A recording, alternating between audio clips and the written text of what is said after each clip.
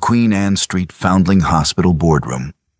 First Thursday of September, 1826, 4 in the afternoon. And Lady Kalia Renford has not looked up from the quarterly accounts in 11 minutes. Because she does not need to look up. Because she knows precisely where he is sitting. Because she has known since Tolmasha read the fourth name on the roll. And her pen continued moving across the page without pause, without a single tremor. As steadily as if the Duke of Herringwood were a stranger to her, and not the man who had stood across her family's dining table 10 years ago, and changed the course of everything she had ever believed about her own life. The boardroom smells of beeswax and old paper and the particular damp that comes off the Thames in September. And the girls in the upper dormitory are having their supper. And outside this room, the hospital runs exactly as it has run for 7 years. Orderly, purposeful, and entirely her own. Kalia sets down the accounts and picks up the linen supplier's invoice, and does not look up, and does not look up, and does not look up. Across the long mahogany table, in the chair at the far end, the Duke of Herringwood is also looking at papers he did not bring. Mr. Evander Tolmacha, board secretary, 51 years old, and possessed of the particular discretion that comes from having watched two families wound each other across a decade of correspondence, called the meeting to order and proceeded through the agenda with the brisk efficiency that Kalia had employed him to provide. Quarterly accounts. The hospital's income from the parochial trust stood at £11,200 for the year ending June. A new linen supplier from Bermondsey had submitted a tender. Tolmasha read the figures. Kalia approved the trial order. The Duke made no comment.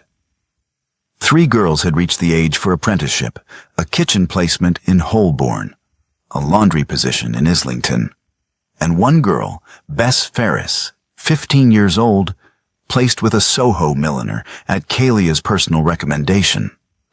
Tolmacho recorded each placement.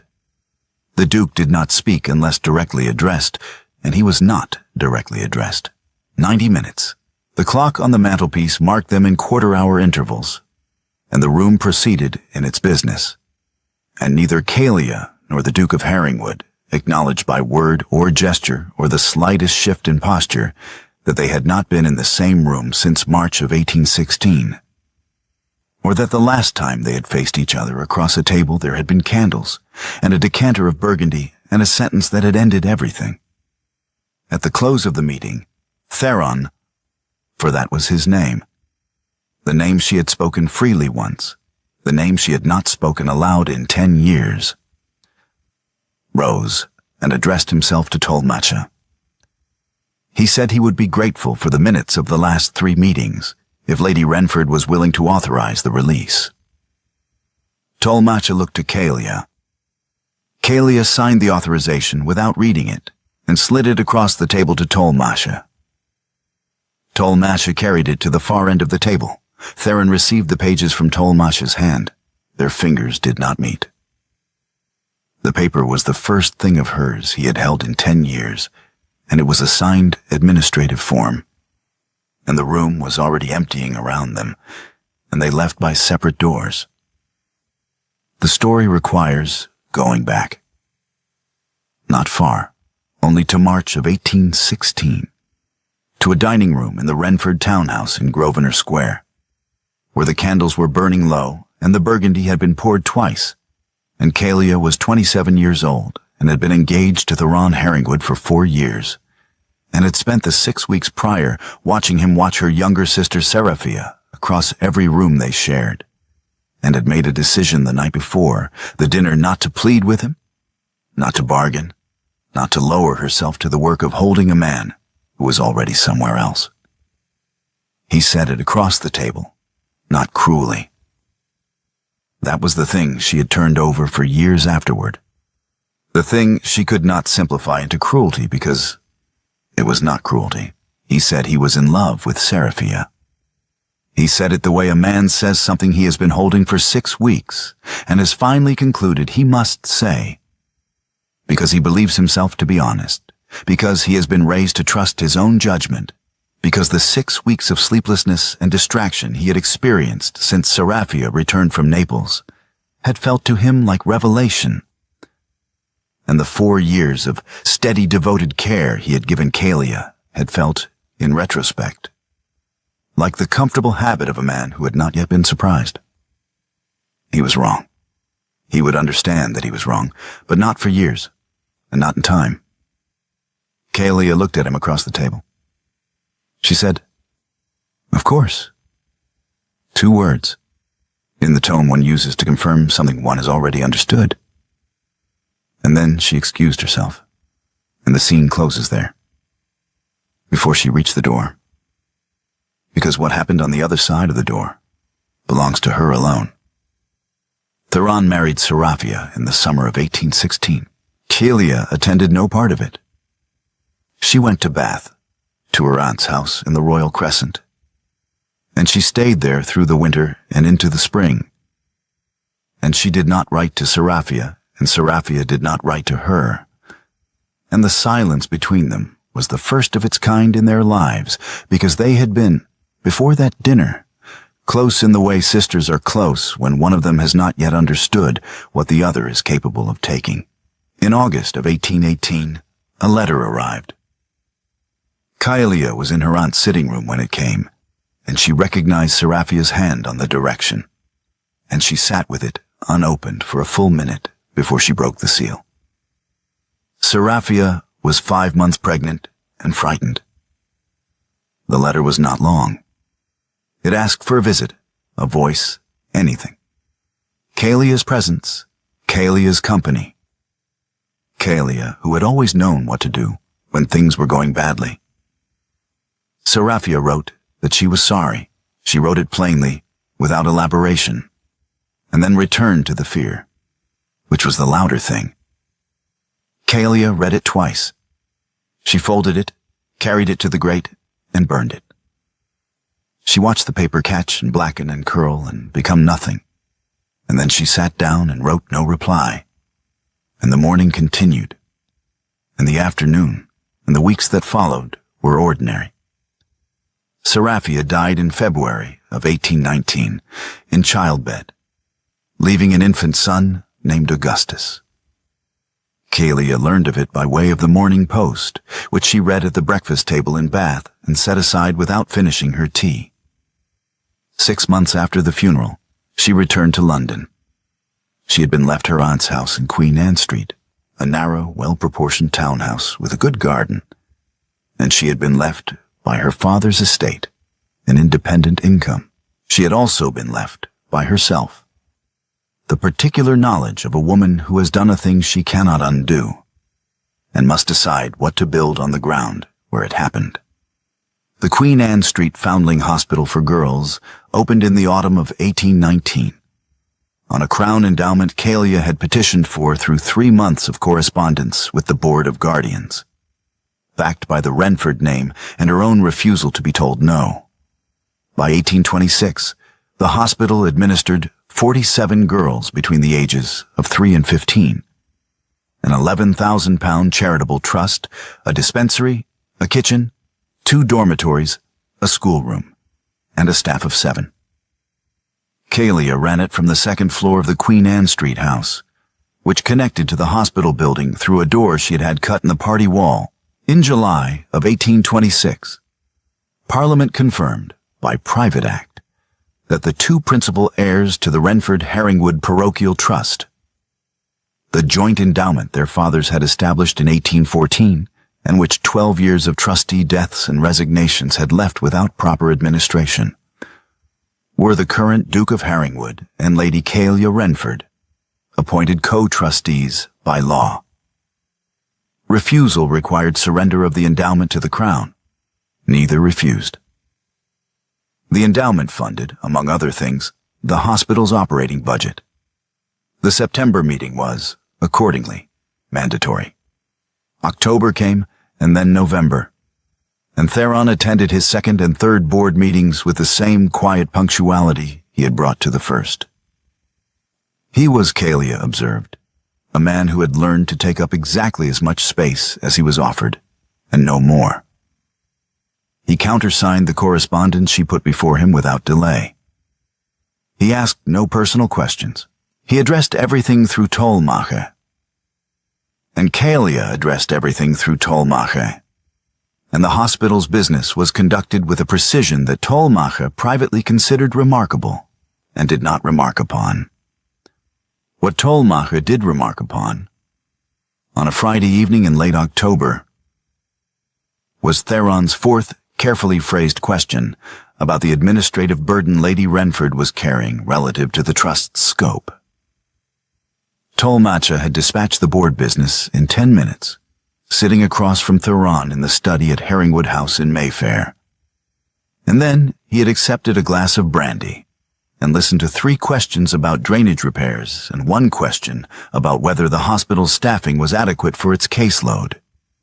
And he had understood, clearly and without any particular surprise, what the questions were actually about.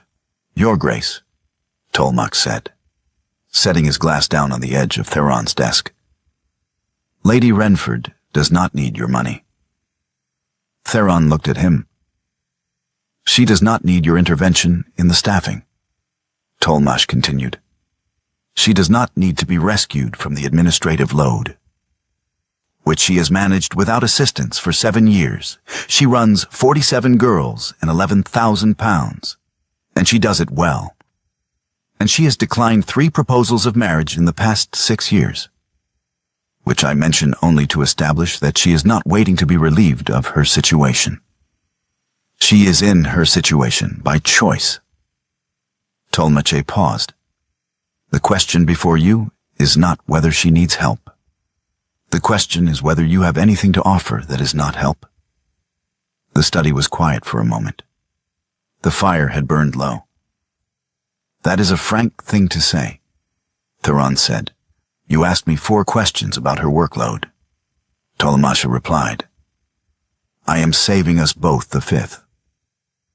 After Tolmache left, Theron sat in the study for a long time with the brandy he had not finished. He was a deliberate man. He had always been deliberate, and the deliberateness had served him well in everything except the one decision that had mattered most, which had not been deliberate at all, but had felt, at the time, like clarity. He sat with Tolmache's question and turned it over with the care he gave to things he did not want to get wrong a second time. When he wrote his next letter to the hospital, it was about drainage repairs on the East Wing. Nothing more. November's board meeting brought a change so gradual it could only be measured in retrospect. The correspondence between Kalia and Theron, which had been routed through Tolmache since September, began to be addressed directly, not by design. It simply happened. The way things happen when 2 careful people stop performing the distance between them and begin working in good faith. The letters were entirely professional. They were also longer, by 1 sentence per exchange, and the sentences were specific and considered. And Kalia read each one twice before filing it, which she did not do with Tolmache's letters. At the November meeting, Theron brought Augustus. The boy was 7 years old and had his father's quietness and his mother's dark eyes, and he waited in the entrance hall while the board conducted its business above. Tolmache, passing through at the meeting's midpoint, introduced Augustus to Bess Ferris, who was home for the week from her Soho milliners, 15 years old, quick-handed, with ink on her cuff and an opinion about everything. They spoke for 10 minutes about the stables at Herringwood Hall, which Augustus knew in detail, and Bess received with the serious interest of someone who has never seen a stable but is not going to admit it. Kalia, passing through the entrance hall at the meeting's close with a folder of correspondence under her arm, paused in the doorway. The boy was explaining the difference between a hunter and a hack with the gravity of someone conveying important information. Bess was nodding and asking a question Kalia could not hear. She stood there for perhaps 15 seconds before continuing to the boardroom, and she did not examine what she felt, because it was not the time. At the December meeting, Theron presented a proposal, an additional £200 drawn from unallocated trust interest, to be applied to the hospital's linen budget, which the Bermondsey supplier's figures had revealed was running thin. He had worked the numbers himself. He presented them without preamble, and the proposal was sound, and Kalia approved it without amendment. And for the first time since September, they were working in the same direction without one of them managing the other. "It's a good supplier," Kalia said after the vote. "The figures suggested it," Theron replied. It was the longest exchange they had conducted directly in 10 years. 12th night, 1827. The hospital held its annual holiday gathering for the girls, with mince pies and a country dance in the schoolroom, and this year, a guest, a friend of one of the hospital's donors, a cheerful man with a red waistcoat, who kissed both his children on the cheek before sitting down, and who was, though no one yet knew it, carrying scarlet fever. Within 3 days, 3 of the youngest girls were feverish and spotted. Kalia's matron quarantined the dormitory and sent for the physician. Kalia canceled the January board meeting by note and set herself to managing what needed managing, which was considerable. Augustus Herringwood fell ill the same night at Herringwood House in Mayfair, fever spiking before midnight. The boy confused and frightened and calling for his father, who was already at his bedside and who understood within an hour that his own physician was no Kalia Renford and that Queen Anne Street was 20 minutes away, and the child needed better than what he had. He arrived at the hospital's door at 1:30 in the morning. Kalia opened it herself. She had not been to bed. She took one look at the boy in Theron's arms, said, "Bring him upstairs," and led the way without another word. What followed was 4 nights in the same 3 rooms, and those 4 nights did more to dissolve 10 years of managed silence than any conversation either of them could have designed. Augustus occupied the smaller sick room. 2 of the youngest girls, Nan, 4, and little Polly, 6, occupied the larger.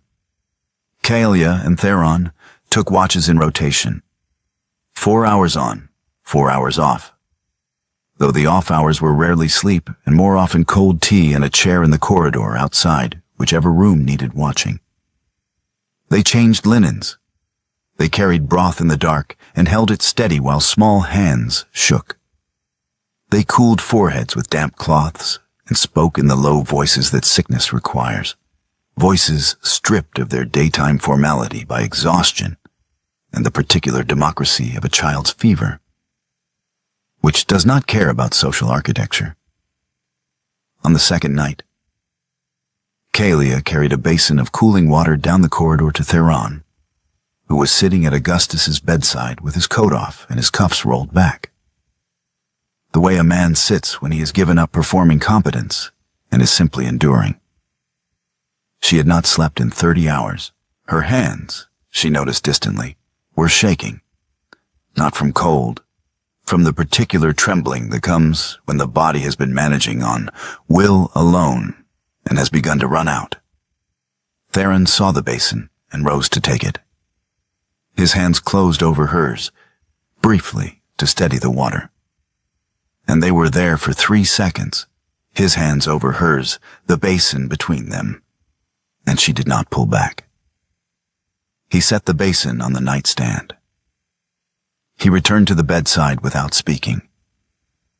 She stood for a moment in the dark room, looking at the sleeping child, and then went back down the corridor. By the 4th dawn, all 4 children were past the worst of it, cooler, sleeping properly, the spotted rash beginning to fade. Kalia stood at the sink in the dispensary rinsing out linen with the mechanical thoroughness of someone who has done it 30 times in 4 days and has stopped thinking about it. Her shoulders moved once, a single involuntary contraction. Not weeping, she was not weeping. It was simply that the body, when it has been held rigid for 4 days, sometimes releases in the wrong direction. Theron had come in for the morning's first basin. He stopped when he saw her shoulders. He crossed to where she stood. He placed his hand on her shoulder blade, through the wool of her working dress, not against her skin, one hand, briefly. And he said her name. Just that. Kalia. And then he stepped back. She rinsed the linen. She did not turn around. After a moment, she said, without turning, "Thank you, Theron." It was the first time she'd used his Christian name in a decade. 6 weeks later, Lord Sefton resigned from the hospital's board. He did it by letter to the Morning Chronicle, which was worse than a private resignation in every conceivable way. And the letter was brief and specific. He could not in good conscience continue as trustee of an institution whose founding patroness was now administering a crown endowment jointly with, as he phrased it, her former affianced. A circumstance he described as inconsistent with the morally unblemished administration the hospital's girls deserved. Kalia received her copy at breakfast. Theron received his at Haringwood House. They met at the hospital that afternoon, the first time they had met outside a scheduled board meeting since September, and sat across her desk in the second-floor office with a letter between them. "He intends the phrase as an attack," Theron said, looking at the clipping. "He intends it," Kalia said. "The public will read it as a statement of the established record." She looked at the phrase again, morally unblemished administration, which is, on the whole, what the record has been. "On the whole," Theron said, and did not press the qualification. They drafted the joint reply together, their first genuine piece of collaborative writing, and it showed because Theron's sentences were plain and factual, and Kalia's were measured and precise, and together they produced something that was both, which was better than either alone. The reply noted that the co-trusteeship had been established by Act of Parliament, that the hospital's accounts were audited annually by the Crown, and that the board's governance had been conducted without impropriety. It was signed by both names. After Theron left, Kalia sat alone with the draft for an hour. She read Sefton's phrase again and again, and she understood something she had not let herself understand before.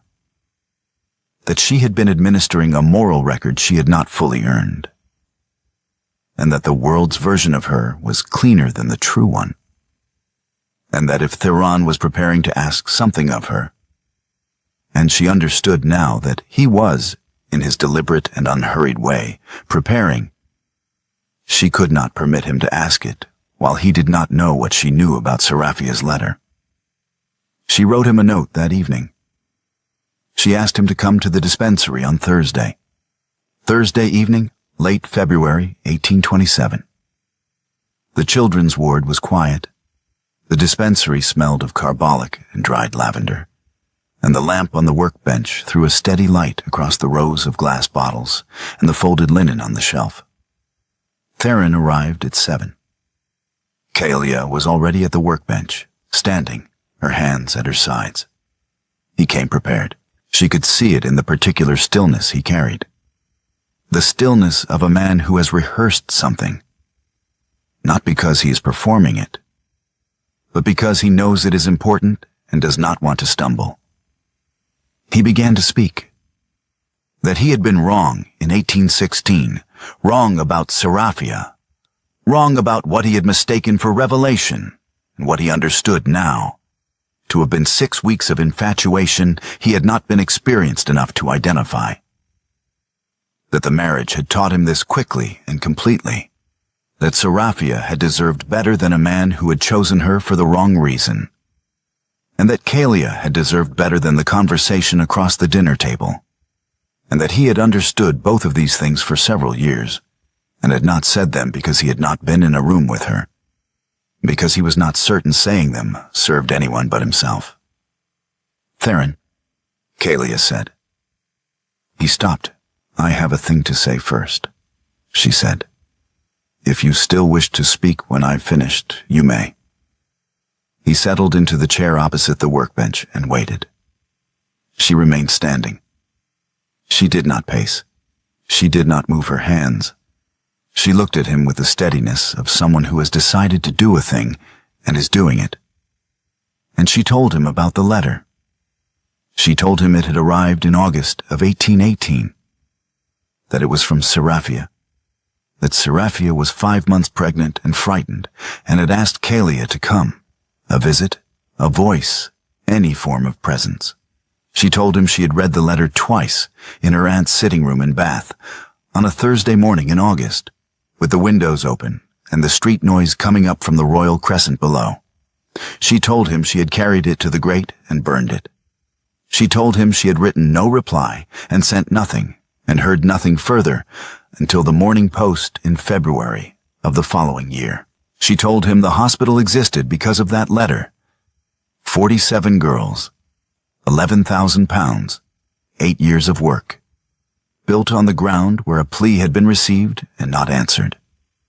She did not weep. She did not apologize. She stated it in the same voice she used for quarterly accounts, because it was the only voice she had left for it. Then she said, "If you wish to reconsider what you came to say, I will not hold you to anything." The dispensary was very quiet.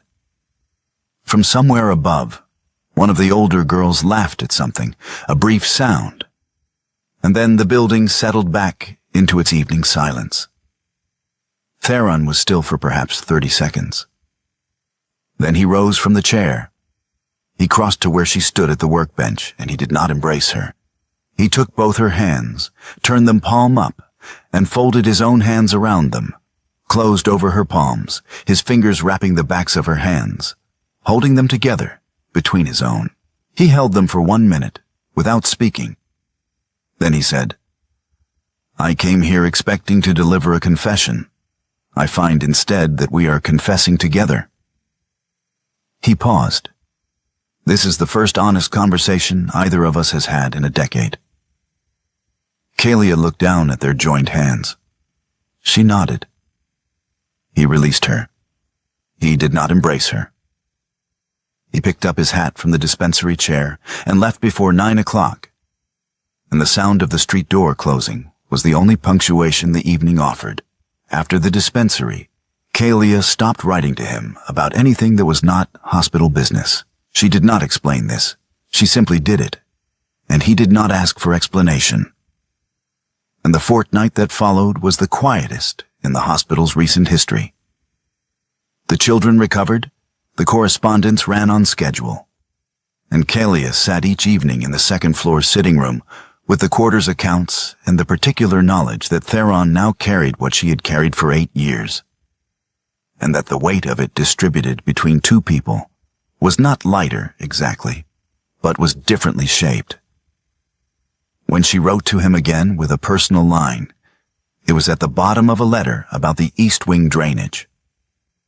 She wrote simply, "Come to Thursday's meeting." He came. They worked through March and into April, and the working correspondence lengthened again, 1 sentence, then 2, then a postscript.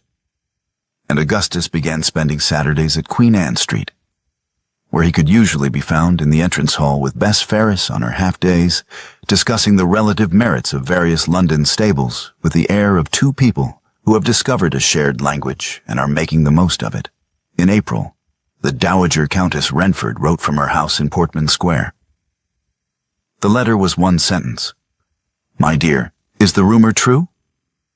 Kalia answered in 1 sentence. "There is no rumor, Mama. There is a friendship."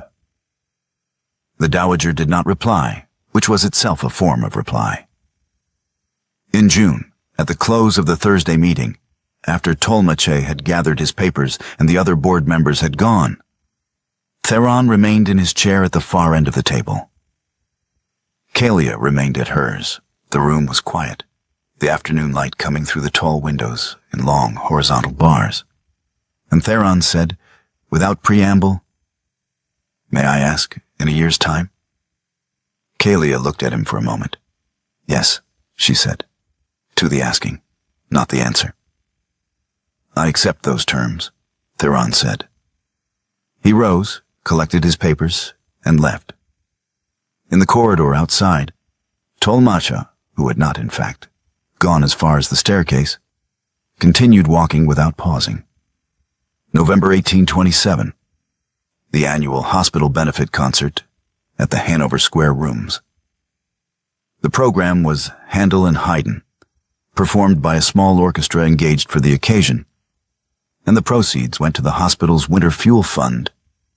And every year the same crowd attended, donors, trustees, a scattering of well-wishers from the parish. And every year Tolmasha's seating plan contained one small administrative notation that he had never explained and no one had ever asked him to explain. A seat in the third pew. Reserved, kept empty. For 8 years, that seat had been empty. Tonight, it was not. Augustus Herringwood sat in it, in his best coat, slightly too large for him and recently let out at the cuffs, and beside him sat Bess Ferris. 16 now, a year into her millinery apprenticeship, wearing a hat she had made herself that was both professional and slightly too fashionable for a charity concert, and that she wore with the satisfaction of someone who has earned every stitch. They had arrived together, chaperoned by Tolmasha, who had delivered them to their seats and then stationed himself at the end of the pew with the expression of a man who is not watching anything in particular. Kalia entered the hall on Theron's arm.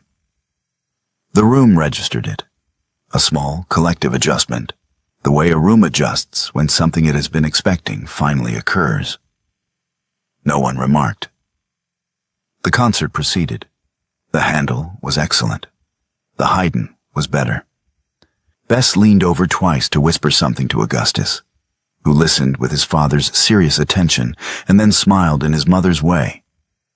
And Kalia, seated 3 rows back, watched this without expression. Afterward, in the vestibule, the crowd thinned slowly around them. Donors retrieving cloaks, the orchestra packing instruments, the particular noise of a pleasant evening concluding. Augustus and Bess went to fetch their things from the cloakroom. Tolmasha found someone to speak to at the far end of the vestibule and found him very interesting. Kalia turned to Theron. She had decided something, and he could see it in the way she turned. Not impulsively, but with the deliberateness of a woman who has sat with a decision long enough to be certain of it. She went up slightly on her toes. She placed both her gloved hands flat on his chest, the palms resting against the wool of his coat, and she looked up at him. He bent toward her.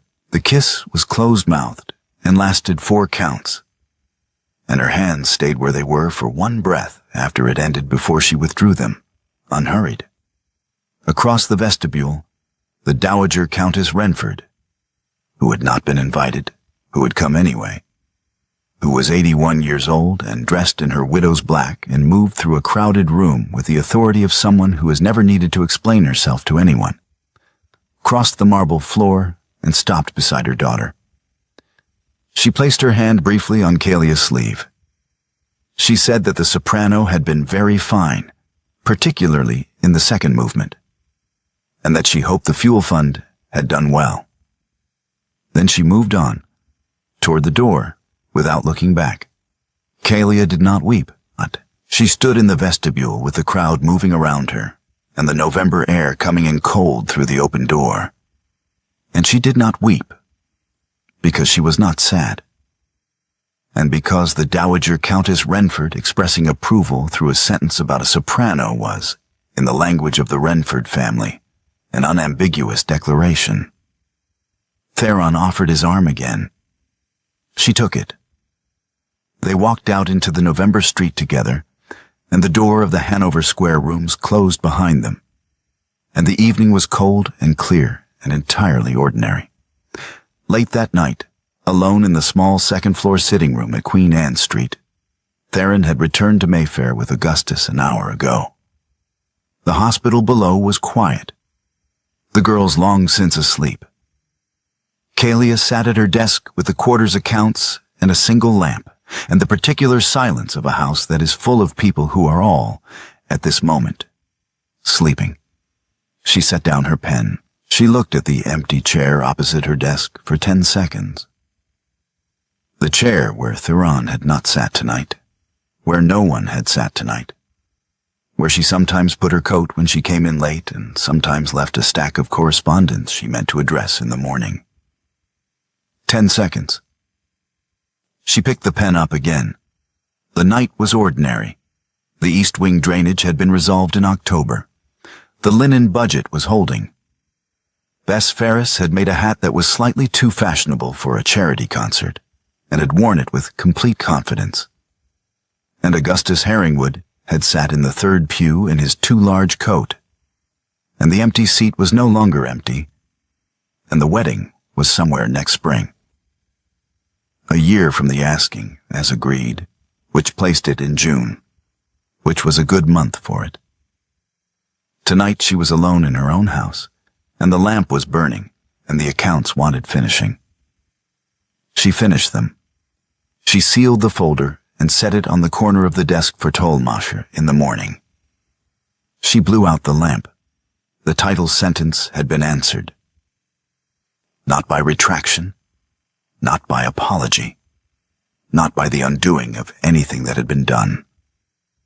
It had been answered in a dispensary on a Thursday evening in February, when two people had told the truth to each other and found that the truth, distributed between them, was something they could both stand inside.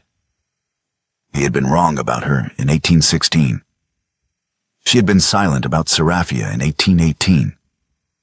Both things were true, and both things were in the past, and a child had sat in the empty seat, and her mother had touched her sleeve, and she had placed her hands flat on his chest and looked up. And none of it had required the undoing of what had come before. Only the naming of it, finally, to the one person who needed to know. She went to bed. The house was quiet. Somewhere in the spring, there would be a wedding.